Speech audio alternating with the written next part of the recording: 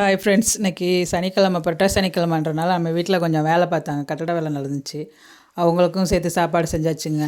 போன வாரம் வந்துட்டு கோயிலுக்கும் போகல, யாருக்கும் சாப்பாடும் கொடுக்கலங்க. சும்மா வீட்டில் சாமிக்கு மட்டும் நைவேத்தியம் பண்ணிவிட்டு சாமி முட்டோங்க. ஏன்னா ஹாஸ்பிட்டலுக்கு போயிட்டோம், எனக்கு கொஞ்சம் முடியலன்னு சொல்லிட்டு. அதனால தாங்க, இல்லாட்டி வாரம் வாரம் நாங்கள் புரட்டாசி சனிக்கிழமையில் ஒவ்வொரு பெருமாள் கோயிலுக்கு போயிடுவோங்க.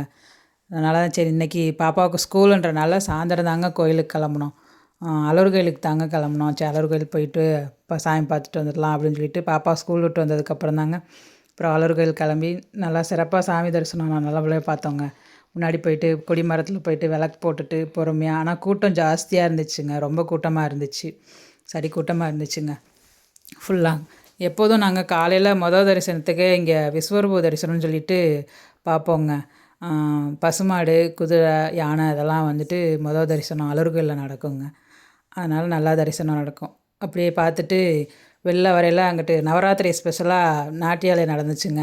அப்புறம் அதையும் பார்த்துட்டு அப்படியே வீட்டுக்கு கிளம்பியாச்சுங்க. வந்துட்டு பஸ் ஸ்டாண்டு வந்துட்டு உப்புக்கல்லை வாங்கி சாப்பிட்டுட்டு அப்படியே பஸ் ஏறி வந்தாச்சுங்க. ரொம்ப பிடிக்குங்க எங்களுக்கு உப்புக்கல்லை.